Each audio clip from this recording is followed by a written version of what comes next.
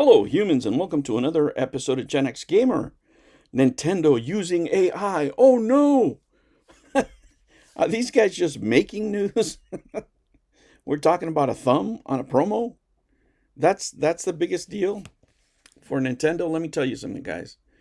AI is unstoppable, right? It's like the atomic bomb, it's like nuclear weapons, it's like the internet, it's like your Hello. cell phone. I love video games and composing video game music for video game consoles. That's my makeup Tommy Tallarico from my AI slop, as people say. But it's not. It could go beyond that. Let me tell you, if you're a company, if you're a business, if you're an entity, even a creator, using AI is going to be something that you're going to have to do. Now, it's not for everybody. Not everybody has to like it. Not everybody likes cell phones. Not everybody likes the new form factor of cell phones where it's just a screen and you touch it. Some of us miss the old, flip phones and those, multiple form factors that we had back in the day. And, the problem is that these companies need to use AI in order to stay competitive. And ultimately, believe it or not, it's going to go better for the customer, for the market. Now, what do I mean by that? Does that mean that AAA gaming is going to make amazing games? And no, what it's going to do eventually is force the prices to go down by enabling smaller companies to create better video games because they'll need less resources to do so. The bigger companies are not going to pass those savings on to you, right? Nintendo, Xbox, PlayStation, they're not going to pass on the savings to you that they save by firing and laying off all these people. No, no, all that money goes to stockholders. Don't get it twisted. Where the pressure comes is from smaller video game makers able to make better video games because they need less resources to do so. And by doing that, they reduce the prices because they're lower rung in the market. They can't charge $80.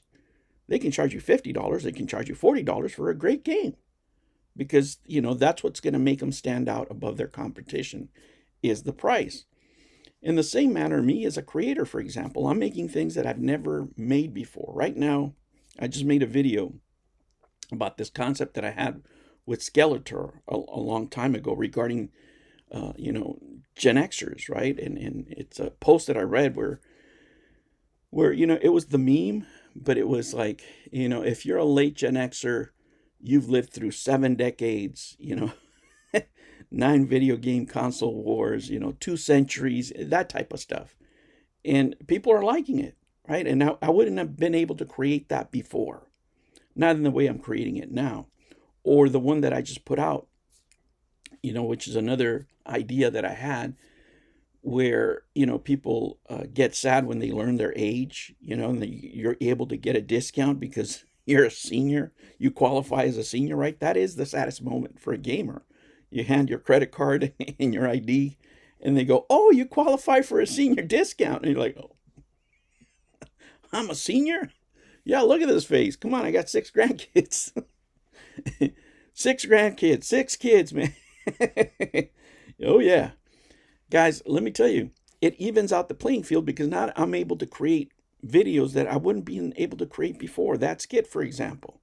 I can't go into a video game store and ask the employee to do that for me. Some of them won't let you film. They would for bigger creators because they want to appear on their channels, right? It's easier for somebody that's not working, just doing YouTube videos to create that kind of content. It lets me do it, while I'm, today I make cookies, for example. I just make cookies, peanut butter cookies. And I have a 2-year-old special needs kid that I have to take care of, a full-time job. Now I'm able to do those things, without having the same resources as a YouTuber that's making hundreds of dollars a day. I'm making less than $1 a day on YouTube, right? That's how much it pays, unless you guys join, right? But with those very little resources, I'm able to create entertainment for people. Now, some people may say it's slop. Sure, you can make slop, right? If I just do a video and just say I want to see a pig swimming in the ocean, you can make that slop. But these are actually concepts and ideas that I've had that I've never been able to bring to life until now. I have to write the script. I have to do, the coming up with idea and the concepts, right? And what I can do, for example, with the Intellivision stuff now, I'm creating as we're speaking, right? I'm making this video, and while That video is rendering. The other one, I'm able to do two things at the same time. Do you think I would be able to do that before? I'm making a short about Juanito in Television Amigo, right? So I'm doing two things at once. I would have never been able to do that before, not with my schedule, right? So it's gonna enable smaller creators to do something more, and it's the same in the world of business. Xbox is gonna go all in. They have to. They're number three, right? And again, they're going to lay off a bunch of people, and they're not passing those savings on to you. They still are going to want prime time, prime money for every game. But the smaller creators that adopt AI, that make better games than Xbox, those are the ones pushing the envelope, right? It's the independent creators that are going to have access to this that are going to make it shine. So it doesn't matter whether, Nintendo uses it, PlayStation uses it. Everybody's going to use it, and if you don't use it, it's like showing up to a gunfight with a pencil.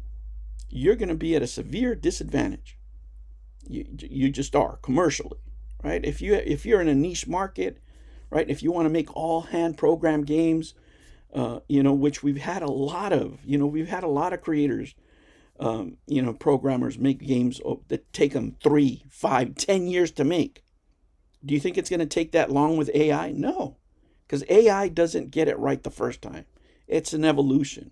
Sometimes I have to put 2 or 3 AI concepts and I have to edit them together.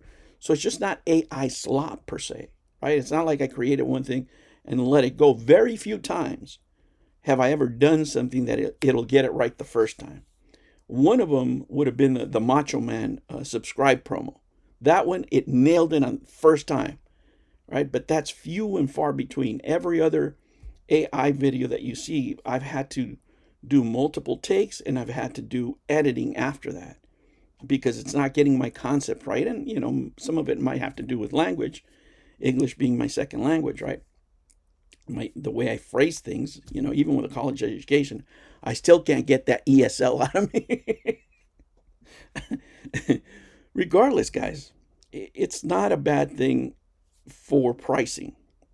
Creatively, yes. I'm not going to say that it's all positive, right? But what I'm trying to do is show you the positives that we can have because this is unstoppable. And you trying to stop it is like trying to cover the sun with a thumb. It's just not going to happen. You have to accept it, and all this outrage is nothing more to me. It's just going to be clickbait because none of these companies are going to stop. Even if you tell them, I'm not buying your product anymore if you do an AI game, they do not care because the people who will buy the AI game outnumber you like 10 to 1. At the end of the day, it's going to be about price, and AI in the end, over the next decade, is going to bring prices down, at least for independent creators. All right, humans, that was my commentary this morning.